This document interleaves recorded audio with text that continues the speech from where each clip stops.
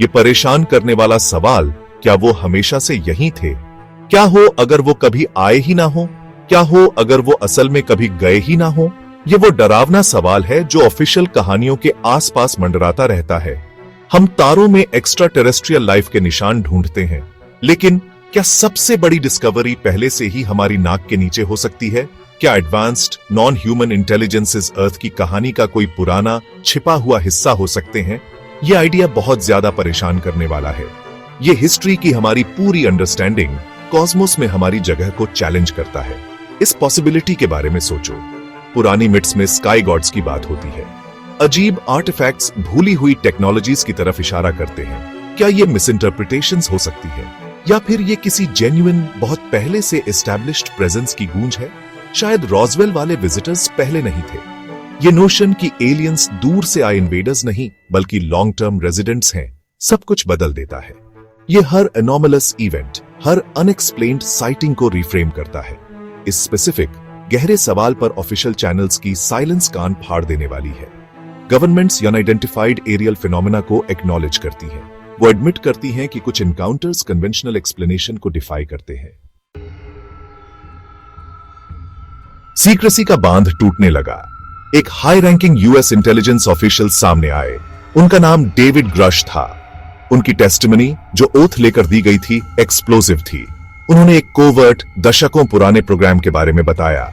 एक ऐसा प्रोग्राम जो नॉन ह्यूमन ओरिजिन के क्राफ्ट को रिट्रीव करने और रिवर्स इंजीनियर करने के लिए डेडिकेटेड था। ये वेदर बलून्स नहीं थे।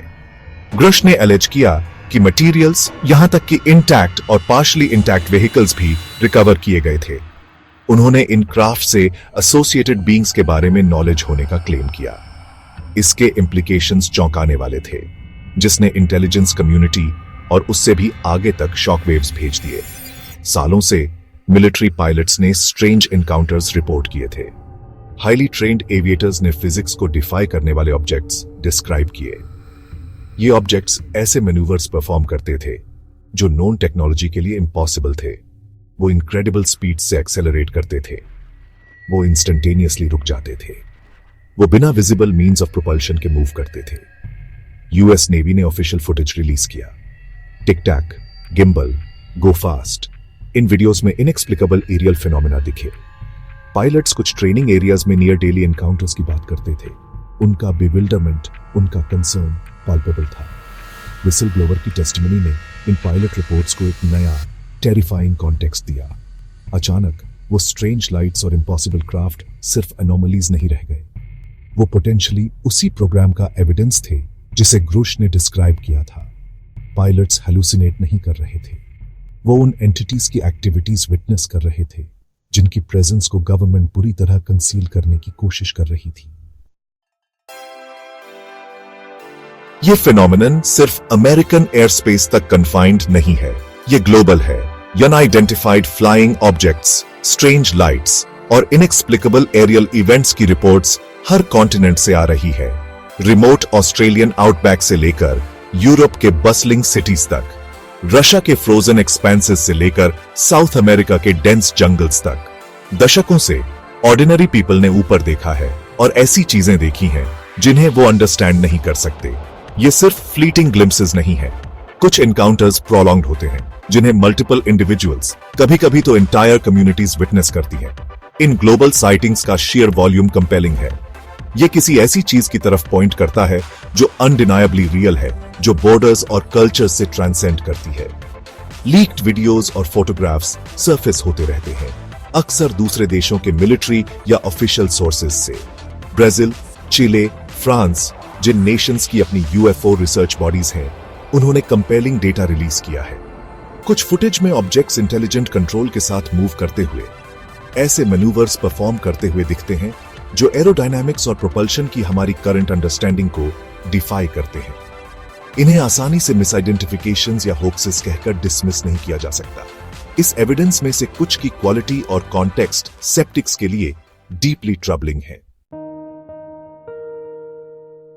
सेक्शन 4, राजदारी के पर्दे सच क्यों छिपाएं? गवर्नमेंट्स इस इंफॉर्मेशन को कंसील करने के लिए इतनी एक्स्ट्रॉर्डिनरी लेंथ्स तक क्यों जाएंगी? इसके रीजंस लाइकली कॉम्प्लेक्स, मल्टीफैसेटेड और डीपली अनसेटलिंग हैं। एक प्राइमरी ड्राइवर, जैसा कि विसल ब्लोअर्स ने सजेस्ट किया है, एलियन टेक्नोलॉजी को रिवर्स इंजीनियर करने की डिजायर है। Imagine the strategic advantage. ऐसे क्राफ्ट जो ग्रेविटी को डिफाई कर सकें, अनइमेजिनेबल स्पीड्स पर ट्रैवल कर सकें, शायद स्पेस टाइम को भी मैनिपुलेट कर सकें। जो नेशन सबसे पहले ऐसी टेक्नोलॉजी मास्टर करेगा, उसके पास पावर की अनअसेलेबल पोजीशन होगी। मिलिट्री एप्लीकेशंस रेवोल्यूशनरी होंगे। एनर्जी प्रोडक्शन ट्रांसफॉर्म हो सकता है। ऐसी टेक्नोलॉजिकल लीप का एल्यूर ऑलमोस्ट इरेजिस्टिबल होगा, जो किसी भी लेवल की सीक्रेसी, किसी भी डिसेप्शन को जस्टिफाई करेगा। टेक्नोलॉजिकल इंपेरेटिव के अलावा सोसाइटल डिसरप्शन का डर भी है। Global populations non human intelligences के कंफर्म्ड एग्जिस्टेंस पर कैसे रिएक्ट करेंगी, स्पेशली अगर वो हमेशा से यहीं रहे हों।